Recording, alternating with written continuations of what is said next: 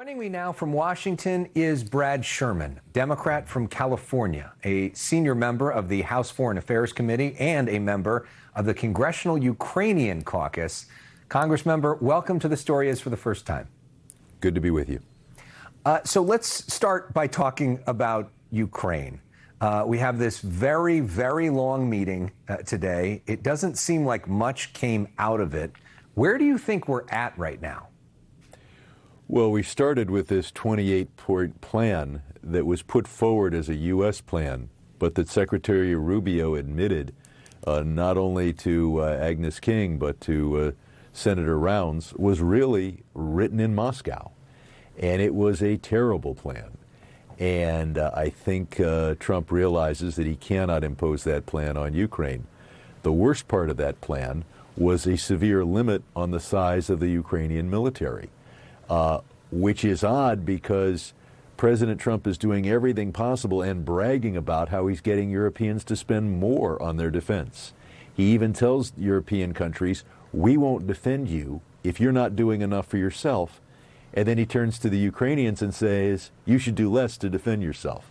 A limit on the Ukrainian military is just an invitation to the third war, which Putin will initiate when he thinks the West is distracted. So how does this end? Well, hopefully it ends with a ceasefire along the line of control that we have now, and that becomes the new de facto border for a while. Hopefully the part of this plan that I do like, which is that $100 billion of Russian money becomes available to Ukraine to rebuild, is an important part of that. You did not say that part of the way that this ends is Ukraine getting into NATO. I don't think we're going to see Ukraine in NATO anytime soon, in part because as long as Ukraine is occupied, if Ukraine is part of NATO, that means we have to treat it as if America was being occupied by Russian forces, and that's an act of war.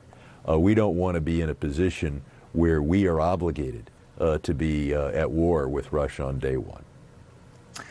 Meanwhile, there's some people speculating that the U.S. could be getting into war with Venezuela. We have this report of a sort of double attack on this boat. Few people survive. Then there's a second attack. President Trump now says that he didn't know about that. The Secretary of Defense has kind of been all over the place in terms of what he said about this.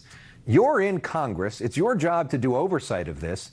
Do you have any idea what actually happened here?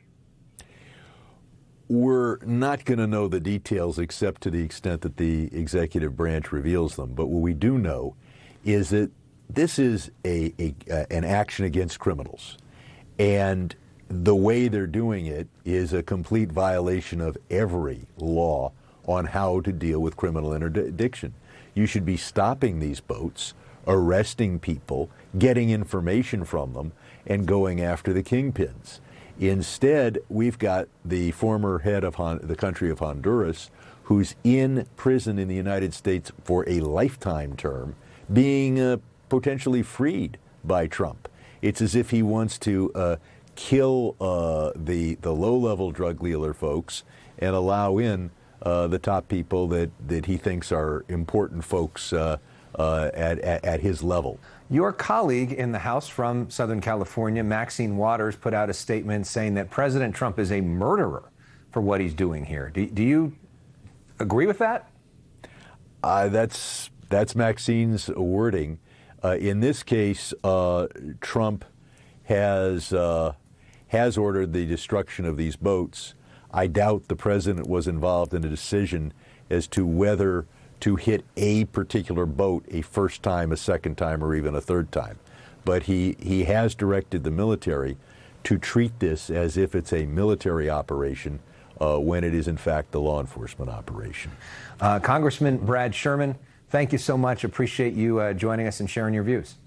Thank you, and I look forward to a Democratic majority in Congress. The results in Tennessee are actually a forecast of a good year next year, and you'll see a lot more oversight when you have a Democratic majority in the House. There you go. Already making the pitch all these months in advance. We appreciate it. That's my job.